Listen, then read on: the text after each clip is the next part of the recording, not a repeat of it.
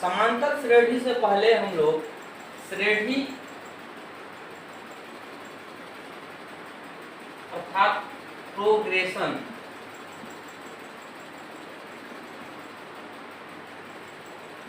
के बारे में जानेंगे। श्रेणी एक ऐसा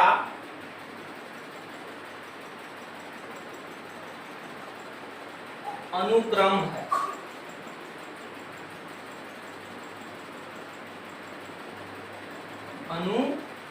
है जो किसी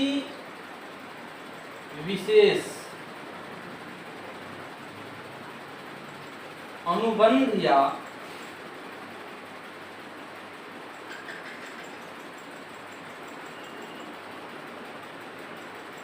शर्त पर आधारित होता है।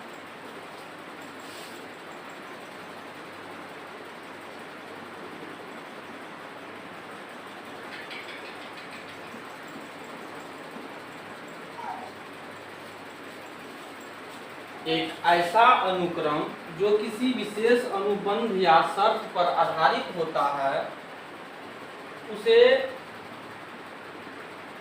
श्रेणी कहते हैं।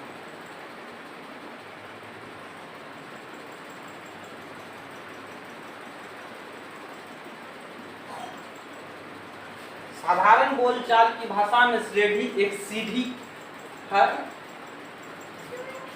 अब श्रेणी मतलब अगर हम यहाँ अनुक्रम के बारे में समझेंगे पहले। अनुक्रम मतलब एक ऐसा संख्याओं या वस्तुओं का समूह है जो अपने से पहले के संख्याओं या वस्तुओं का अनुसरण करता है।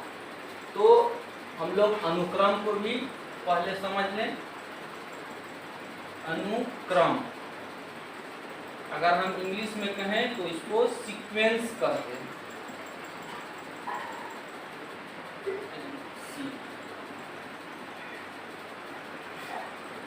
वस्तुओं या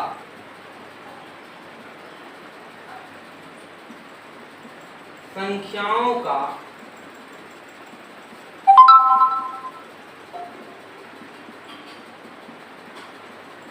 ऐसा समूह जो अपने से पूर्व आने वाले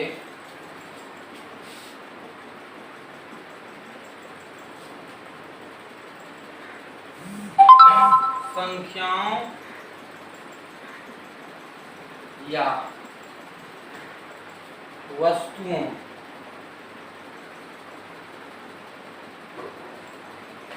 का अनुसरण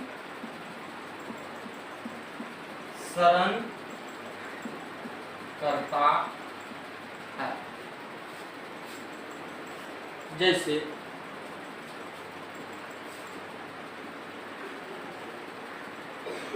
2, 4, 6, 8, 10। यहाँ 2 सम, 4 सम, 6 सम, 8 सम, ये सम है, 2 सम है। इससे पहले 4 भी उसी का अनुसरण किया, सम उसका अनुसरण, 6 सम, 8 सम। इसी तरह से यदि हम लिखते हैं 1 का square, 2 square, 3 square, 4 square, 5 square, ये भी एक अनुक्रम है। ये भी एक अनुक्रम है। अगर हम लिखें गाय, भैंस, बकरी, ये भी एक अनुक्रम है पालतू पशुओं का। इसी प्रकार ये अनुक्रम आप लोगों को समझ लग गया होगा। अब आगे हम चलते हैं श्रेणी। श्रेणी अगर हम देखें तो श्रेणी के 3 प्रकार होते हैं। एपी के प्रोग्रेशन के 3 प्रकार होते हैं।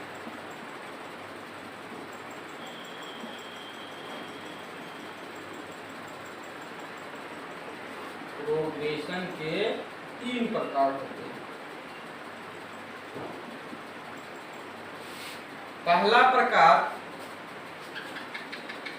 एपी, जिसको अरिथमेटिक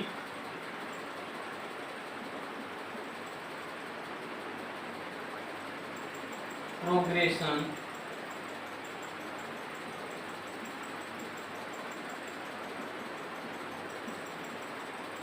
समांतर श्रेणी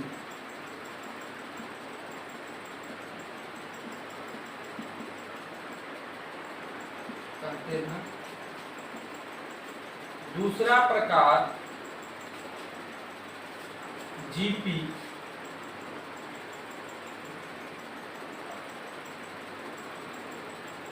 जिसे ज्योमेट्रिक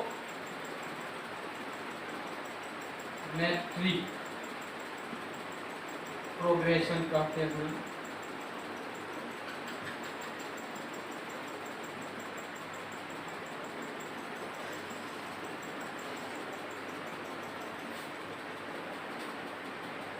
ज्यामितीय श्रेणी,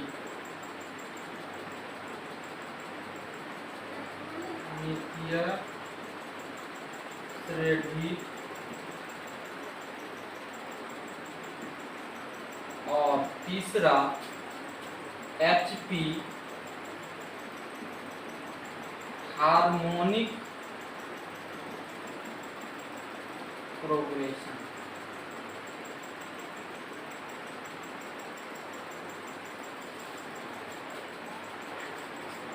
ये एपी, जीपी और एचपी।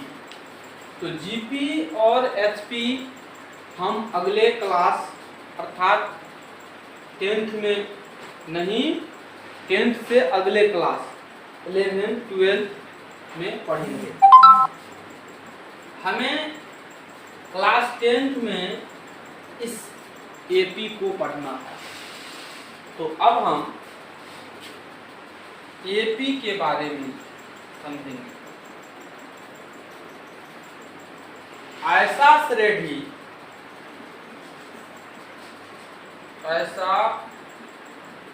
श्रेणी या अनुक्रम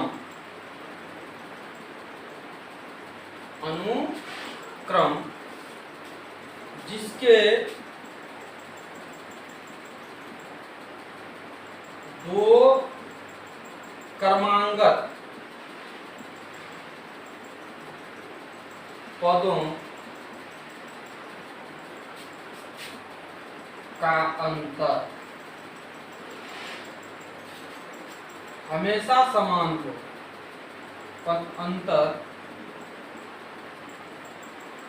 समान हो, उसे एपी या समांतर श्रेणी कहते हैं।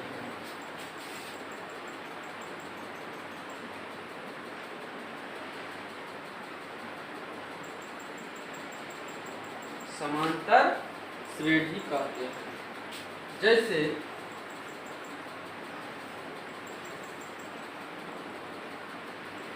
2, 4, 6, 8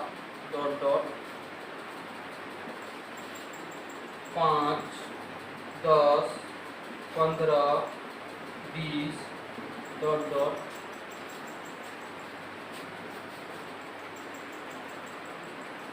7, 10, 13, 16 etc।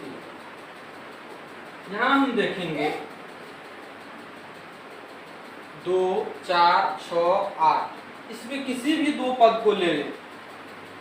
4 और 2 का अंतर 2, 6 और 4 का अंतर 2, 8 और 6 का अंतर 2, इसी प्रकार 10 और 5 का अंतर 5, 15 और 10 का अंतर 5, 20 और 15 का अंतर 5, और इसमें हम चले तो 10 और 7 का अंतर 3, 13 और 10 का अंतर 3, 16 और 13 का अंतर 3, अर्थात यह एक एपी है, यह एक एपी है।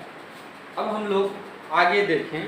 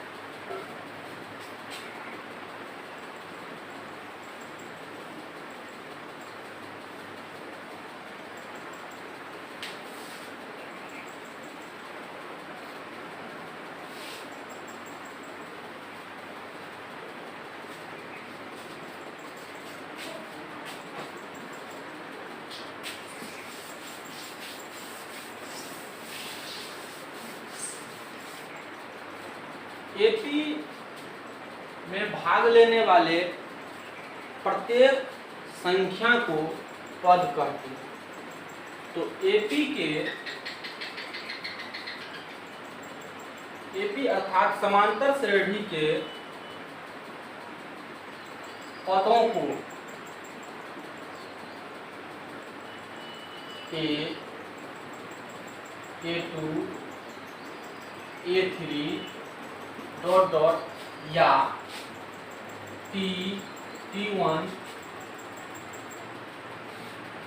T2, T3 डॉट डॉट से सूचित किया जाता है। सूचित किया जाता है।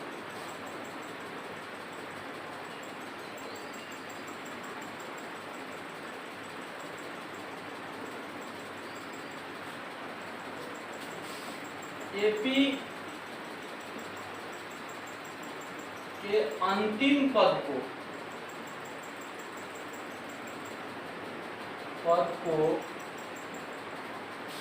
एन या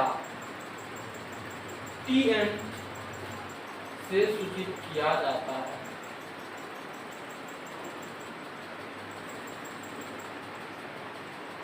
किया जाता है।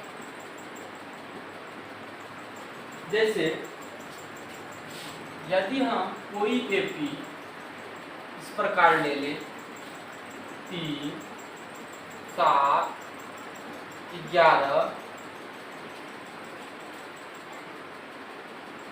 15, 3, 7, 11, 15, इसमें अगर हम देखें तो 7 और 3 का अंतर 4, 11 और 7 का अंतर 4, 15 और 11 का अंतर 4 डॉट डॉट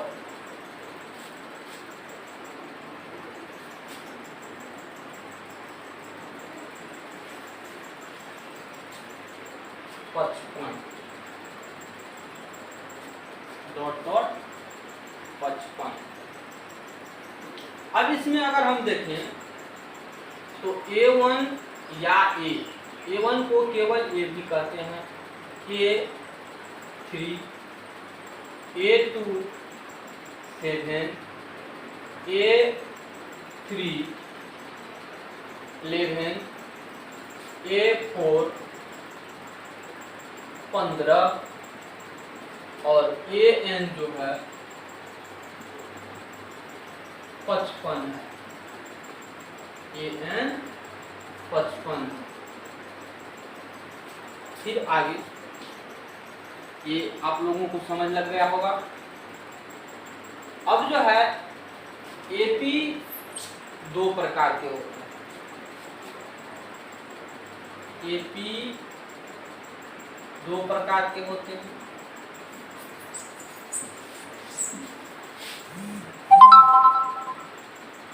एपी पदों के आधार पर दो प्रकार के होते हैं। एक होते हैं पहला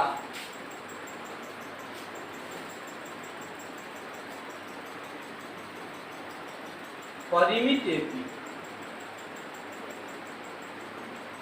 परिमित एपी और दूसरा अपरिमित एपी। परिमित मतलब जिस एपी में पदों की संख्या निश्चित हो। जिस एपी में पदों की संख्या निश्चित हो उसको परिमित एपी कहेंगे। और अपरिमित एपी जिस एपी में पदों की संख्या निश्चित न हो उसे अपरिमित एपी कहेंगे। तो हम लोग परिमित एपी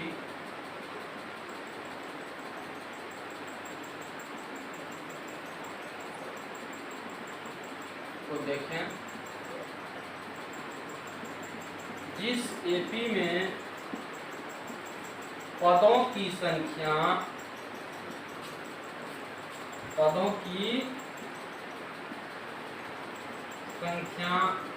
निश्चित हो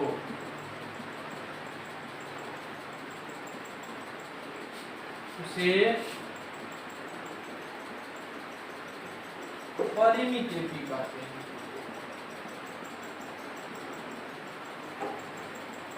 एपी कहते जैसे 4, 8, 12, 16,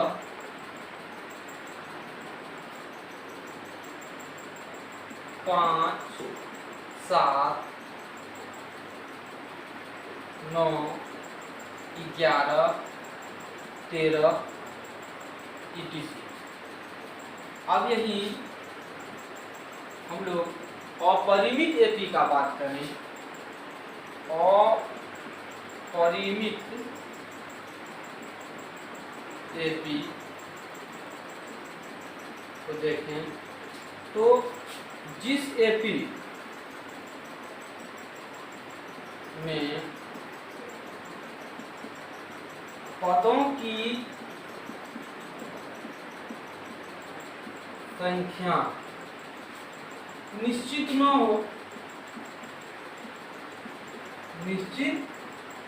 न हो उसे अपरिमित एपी कहते हैं। एपी कहते हैं। जैसे यही हम ले ले कि 4, 8, 12, 16 ... तो इसका मतलब हुआ कि इसके और पद हैं और यहाँ इसका मतलब है कि इसके और पद नहीं है।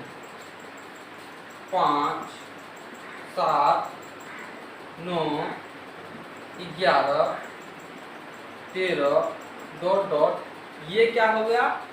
अपरिमित। मतलब इसमें पदों की संख्या निश्चित है 1, 2, 3, 4 और इसमें पदों की संख्या निश्चित नहीं है 1, 2, 3, 4 और आगे। तो ये परिमित एपी और ये अपरिमित एपी हुआ। अब एपी में कुछ और बात है कि एपी में क्या होता है, एक सार्व अंतर होता है। एपी में एक सार्व अंतर होता है। तो अब हम लोग सार्व अंतर को समझेंगे।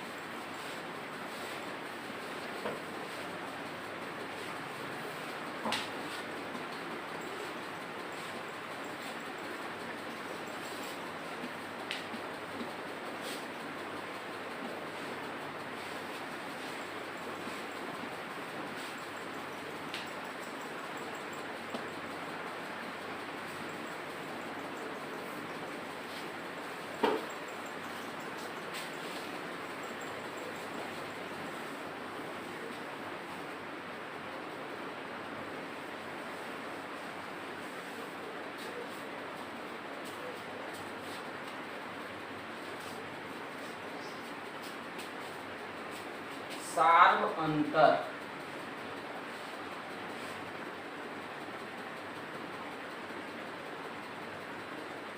English common difference.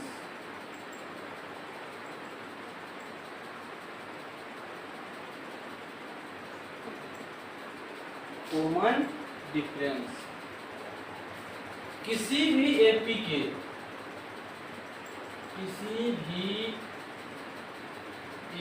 के क्रमांगत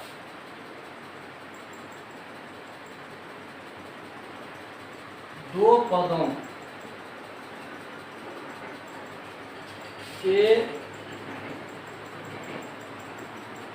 के अंतर को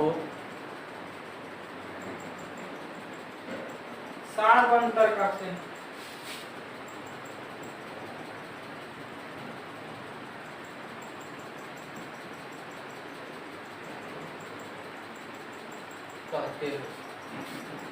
किसी भी एपी के क्रमांगत दो पदों के अंतर को सार्व अंतर कहते हैं।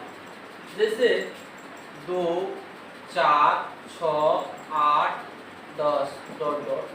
तो यहाँ अगर हम क्रमांगत दो पद मतलब ये दोनों या ये दोनों इस तरफ का क्रमांगत का मतलब एक के तुरंत बाद जो है उन दोनों का अंतर, इसके तुरंत बाद जो है उस दोनों का अंतर, इसके तुरंत बाद जो है उस दोनों का अंतर। अर्थात अगर इसको हम देखें तो 4 और 2 का अंतर 2, 6 और 4 का अंतर 2, 8 और 6 का अंतर 2, 10 और 8 का अंतर 2। तो यहाँ प्रत्येक क्रमांगत पदों का जो अंतर है 2, 2, 2, 2। अर्थात इसका सार्व अंतर, इस एपी का जो है सार्व अंतर 2 है। इस एपी का सार्व अंतर 2 है। अब आगे हम देखें पॉइंट्स। सार्व अंतर को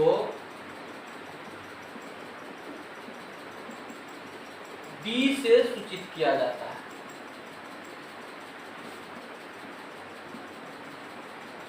सूचित किया जाता है मतलब दर्शाया जाता है।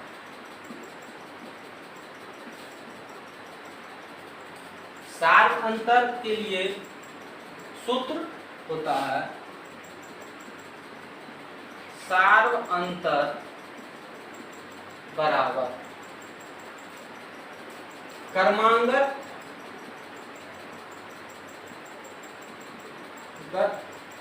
दो पदों का अंतर। क्रमांगत दो पदों का अंतर। अर्थात यदि हम D बराबर लिखें तो यहाँ इस टाइप से होगा A2 माइनस A1 या A3 माइनस A2 या A4 माइनस A3, इस प्रकार से। अर्थात D बराबर मेन रूप से पहला पद दूसरा पद माइनस पहला पद, तो कुल मिला के D बराबर हम कहें तो A2 minus A1, A2 minus A1, या D बराबर A3 माइनस A2, या D बराबर A4 माइनस A3। इस प्रकार से D। अब D के बारे में थोड़ा सा समझ लें, अर्थात सार्वंतर के बारे में। सार्वंतर कभी शून्य हो जाता है, कभी माइनस में हो सकता है और कभी प्लस में हो सकता है। अर्थात हम यहाँ लिख सकते हैं कि सार्वंतर धनात्मक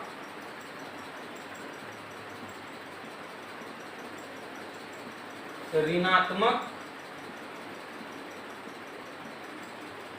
या शून्य हो सकता है। धनात्मक, ऋणात्मक या शून्य हो सकता है। यदि हम देखें तो 2, 4, 6 डॉट डॉट में अगर D निकालें तो D जो है 4 अर्थात A2 माइनस A1, तो 4 माइनस 2 बराबर 2। 2 मतलब इसके पहले नहीं कुछ है तो प्लस है, अर्थात ये धनात्मक है। और यही दूसरा AP लें,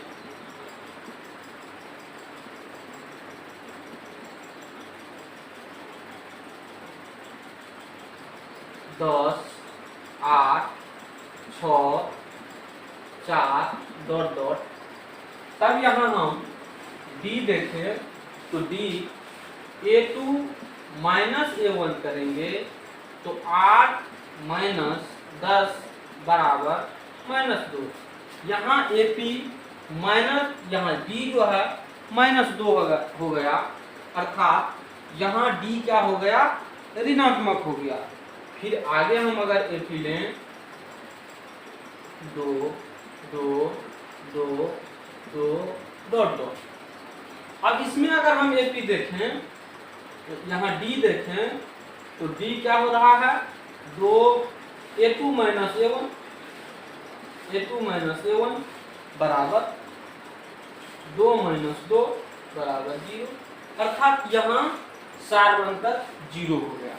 तो ऑब्जेक्टिव क्वेश्चन आता है कि AP हो सकता है, या तो खाली स्थान दे देता है या नहीं तो ऑप्शन, तो उसमें ऑप्शन में रहेगा धनात्मक, ऋणात्मक, शून्य या इनमें से सभी। तो हम लोगों को टिक आउट करना है कि इनमें से सभी, अर्थात सार्वंतर जो है धनात्मक, ऋणात्मक और शून्य हो सकता है। अब हम लोग देखेंगे AP का मानक रूप, AP का मानक रूप।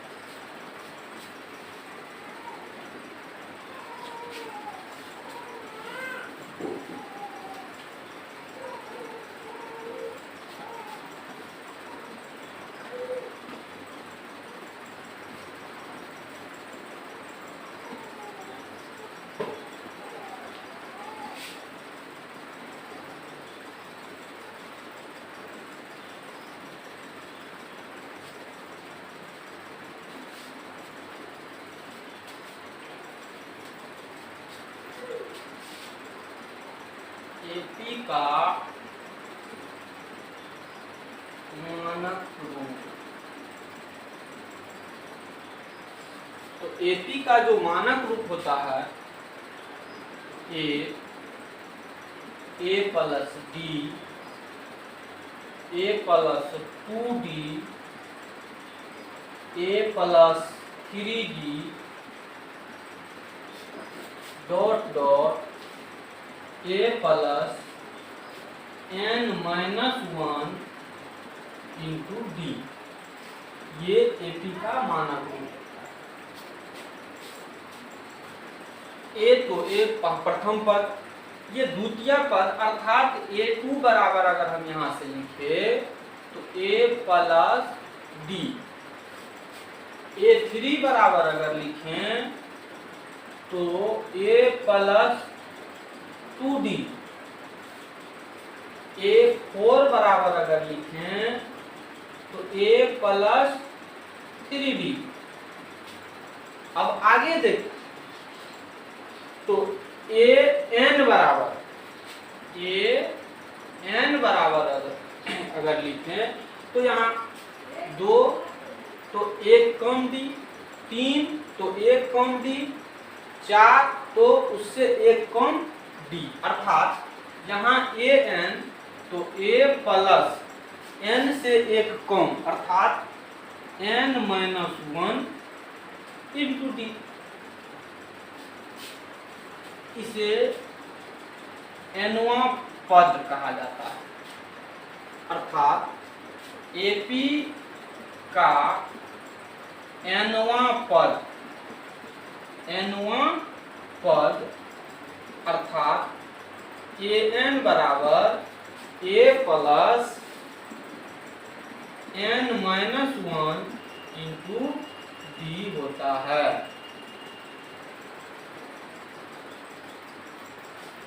तो इससे हम किसी भी एपी का कोई भी पद ज्ञात कर सकते हैं जब हमारे पास किसी भी एपी का प्रथम पद और सार्व अंतर दिया हुआ हो।